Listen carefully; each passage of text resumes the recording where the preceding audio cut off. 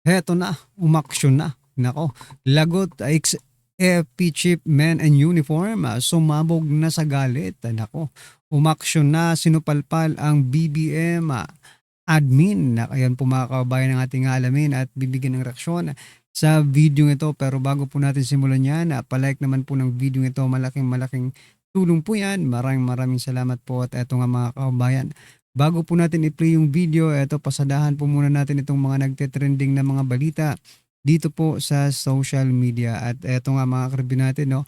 Ito pong si Senator Rodante Marcoleta. Haba, meron pong pahayag patungkol po sa paghuhudas ng dalawang senador mga karibin natin. Sabi po dito ni Senator Rodante Marcoleta, dahil sa pagsanib sa kanila, nawala na po siguro yung mga kaso nila. Aba, oo nga, no? Baka sila po ay hindi na asuntuhin. Mauuna pa po akong arestuhin. Aba, doon sa mga kasama namin dati na nangako na magiging intact kami. Walang hiwalayan, walang maghuhudas. Pero napansin na ninyo kung sino po yung naghudas. Ayan mga kababayan, no? Aba, nangako pala sila. Nangako pala itong si Villanueva at Escudero na hindi sila maghuhudas, na magiging intact sila at walang hiwalayan sa kanilang grupo mga kababayan. Pero ang tanong, bakit sila naghudas? Sasagutin na rin po natin yan dahil siguro sa mga panggigipit sa kanila, no? Hindi nila kinaya yung pressure. Oo. Mga mahihinang nila lang, kumbaga mga kababayan. Nagpadala sa tukso. Para lang mailigtas ang kanilang mga sarili. Ayan na. Mas mauuna pa yatang arestuhin si Senator Rodante Marcoleta, di ba? Kasi kinakasuhan eh. May kaso po ngayon si Senator Marcoleta at ang balita nga ay aarestuhin na siya mga kababayan. Pero, di ba, nakakapagtaka. Bakit yung dalawang bumaliktad na-dismiss yung mga kaso? Si Marcoleta na walang ebidensya, continue ang kaso, mga kababayan. Kaya nga marami pong nagtatanong dito sa ombudsman kung kumusta na daw yung hinog na kaso. Pipitasin na ba ni Ombudsman Boying Remulla yung hinog na kaso ni Villanueva? Marami po ang nagtatanong at marami ang nagtataka. Kasi biglang tumahimik si Ombudsman Boying Remulla. So yan mga kababayan, ito po ang naging komento ng ating mga kababayan patungkol dyan. Sabi po dito ni Oscar, ayaw kasi ni Cheese at Joel ng mga kasamang hudas. Aray ko po. Mukhang ano yata si mukhang bulag yata si Oscar. Sabi naman po dito ni Nawi, dalawang naghudas sa Cayetano Black, nagtrahidor, mas masahol pa kay Judas. Correct. Feeling aping-api sila ngayon, bibote nga. Ganyang ginawa ng amo niyong si Digong kinadiliman noon, nakakatuwang tingnan. Aray ko po. Bakit? Ano bang kinalaman na naman ni former President Duterte sa mga nangyayari ngayon at napasok na naman ang pangalan ni former President mga kababayan? Diba? Si Dilima po ay na-convict mga karibin natin, no? At hindi naman lingid sa ating kaalaman, no? Na yung mga dating drug lords, ay noon na nahuli at ikinulong ni former President Duterte, ngayon po ay nakalaya. Yung iba nga naging mayor, yung iba naging secretary pa. Naging 'di ba sa DILG no, si Mabilog. Si Mabilog ay naging naging undersecretary ng DILG. Biruin niyo yan mga kababayan. Anyway, ano po ang masasabi niyo dyan? Just comment down below. At eto pa nga mga kababayan, pasadahan din po natin ito. Ito pong sinasabi dito ni Senator Erwin Tulfo, no? Erwin Tulfo sa ex-Marines, walang kakwenta-kwenta. Aba, wala ra kakwenta-kwenta mga kababayan. Ito, pakinggan po natin to. Wala namang kakwenta-kwenta. Sasabihin, magtuturo lang dito, magpapasikat lang. May target date na ba? Magpapasikat lang daw. Salita na ho yun, paulit-ulit na lang. Unless kung meron silang bagong testigan naman na credible. At gusto natin sa Blue Ribbon, magdala sila ng dokumento. So ayan na nga mga kababayan, mukhang hindi na iimbitahan yung mga nagtatrabaho, dating trabahador, no, ni Saldico. So we're expecting, no, na sana ipagpatuloy po yung investigation sa flood control, but base po dito sa mga pahayag ni Erwin Tulfo na siya po ang chairman ng Blue Ribbon, no, ay mukhang mukhang mahirap na po ang mag-imbestiga yata sa flood control mga kababayan.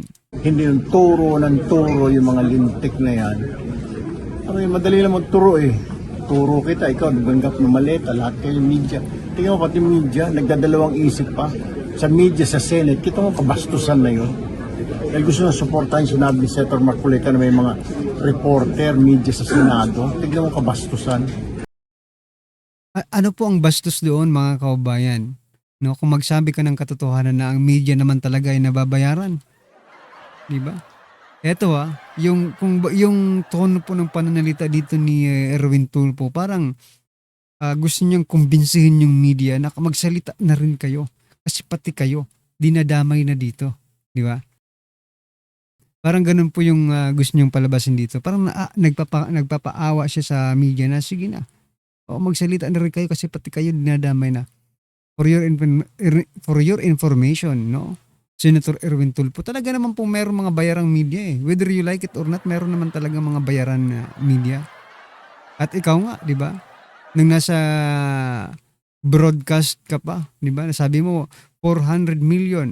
Tinanong ka ni Jessica So, ang laki pala ng ang laki pala ng salin mo, 400 million. Sabi mo, nakita ko yan sa pagtatrabaho ko sa media.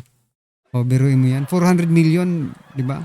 Can you explain about that 400 million na nakinita mo sa pagtatrabaho mo sa media? Kasi baka mamaya, you yourself is nababayaran nung nagtatrabaho ka pa sa mainstream media. Nagtatanong lang po tayo mga kababayan. Kasi sabi po ni sino itong bad veteranong broadcaster, sabi po ni Sir Jason sa 40 years niyang pagtatrabaho sa mainstream media, hindi niya kinita ang 400 million mga kababayan.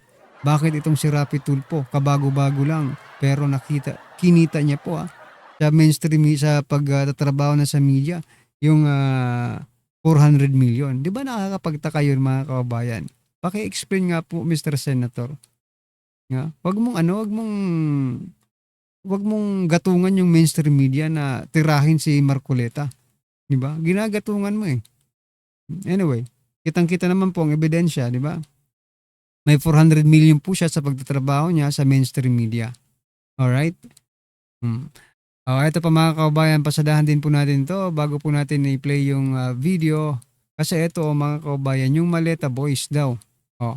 Yung 186 soldiers or yung mga trabahador, yung mga dating empleyado ni Saldico, mga kababayan, ito, Maleta Boys kinukumbinsing bawiin mga aligasyon ayon po kay Attorney Baligod. So, araw-araw may tumatawag dito sa mga ex-marines, mga kababayan, para bawiin yung kanilang mga naging testimonya. Kumbaga mag-recant sila, mga kababayan. Okay? Pero hindi nila ginagawa. Araw-araw may tumatawag sa kanila, mga kababayan, para bawiin lang yung mga testimonya nila. So, ano masasabi nyo? Hindi ba totoo ito?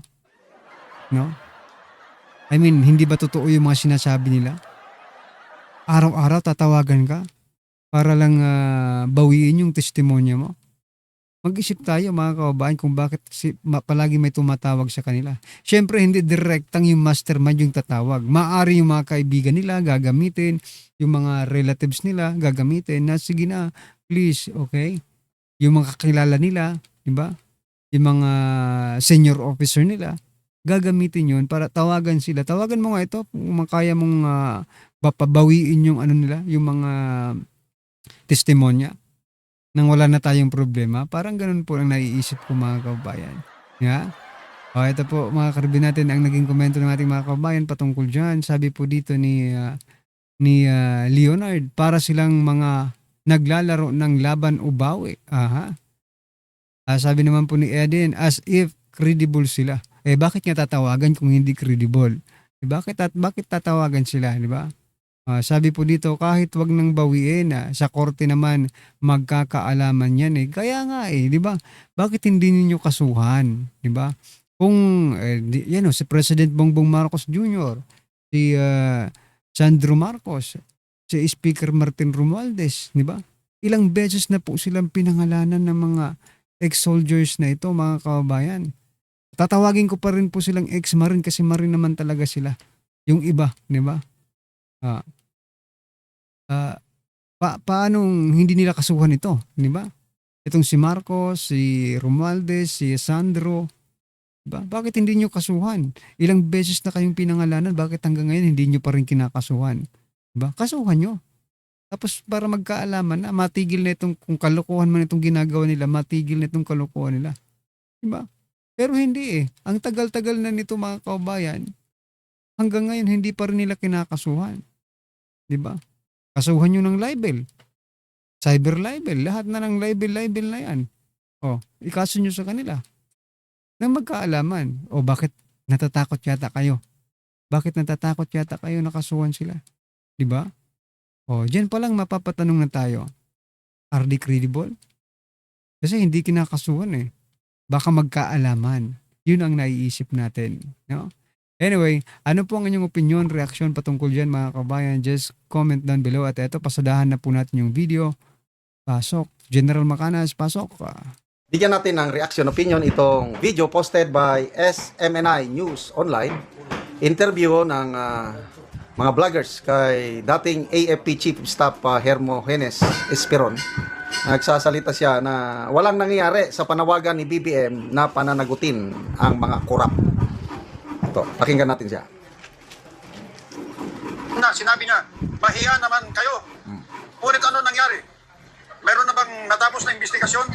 Na-imbestiga ba yung mga may kagagawan ng flood control scandal? Yung ICI may nangyari ba? Sa Blue Ribbon Committee may napirmahan bang kumpleto na report? Halos walang nangyari. General, alam mo na hindi po participation sa ganap po ngayong araw with the former soldiers. Alam mo, MG... Ito, noong June 16, na supposed to be hearing, Blue Ribbon Committee hearing, nandun ang Brave 18 Marines. Hey, magandang umaga at ako'y bumabati sa ating mga kababayan. Nandito po ako ngayon dahil talagang nakakagalit na at nakakainip na ang nangyayari. Kung ating matandaan, nung magsona ang ating Presidente Bongbong, sinabi niya, noong Mayo, noong Hulyo, halos isang taon na, sinabi niya, mahiya naman kayo. Ngunit ano nangyari? Meron na bang natapos na investigasyon? Na-imbestiga ba yung mga may kagagawan ng flood control scandal? Yung ICI may nangyari ba? Sa Blue Ribbon Committee may napirmahan bang kumpleto na report?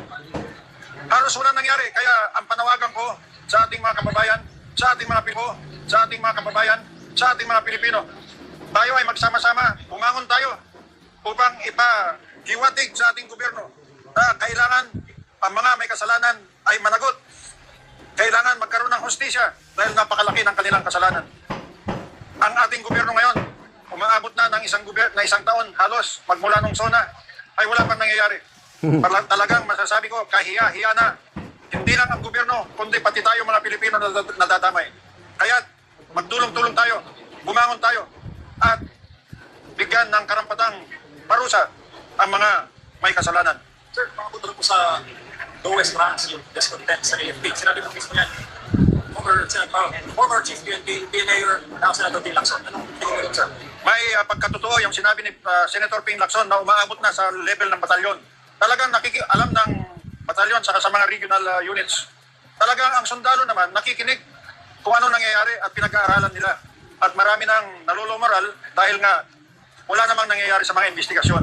At ngayon, isa rin sa mga aking mga, kaya ako nandito dahil gusto ko magpugay ulit sa ating mga Marines at sa mga iba pang sundalo na Army sa kanilang katapatan na maski nawala na sila sa serbisyo ay gusto pa rin nilang tumulong at ilahad nga yung kanilang nalalaman. Kaya suportahan natin sila. Yes. Suportahan natin sila.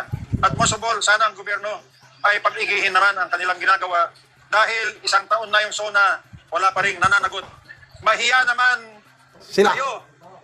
lahat tayo, dapat magkaroon na ng katapusan itong mga investigasyon. Maraming salamat. Mabuhay ang Pilipinas. Yun. So, ang napakulong, meron naman. Kaya lang, mga malilit lang na isda. Pinakalites, si Senator Jinggoy. Ex-Senator Revilla, Sara Diskaya, and then may ilan-ilan na mga taga-DPWH. Yun lang, napakulong. Kaya lang sila ba ang mastermind? Hindi nga. Nasaan na yung pinagmayabang ni Ombudsman Boying Rimulya na sinampahan ng kaso? So, sasampahan ba? I don't know anong nangyari. Martin Romualdez, wala na. Hilom na, tahimik na. Nauna pang nakulong si Senator Jinggoy. Correct, mga kababayan, at isusunod na nga nila si Senator Rodante Marcoleta, mga kababayan. Baka nga mauna pang makulong di ba? Si Senator Rodante Marcoleta kaysa po dito sa mga ex-marines na itong mga sangkot sa flood control, mga kababayan, anong ex-marines, di ba? Alright, mga karabin natin, ano po ang inyong opinion, reaction patungkol dyan? Just comment down below, at syempre huwag po natin kalimutang i-like ang video ito. Malaking tulong po yan. Maraming salamat po.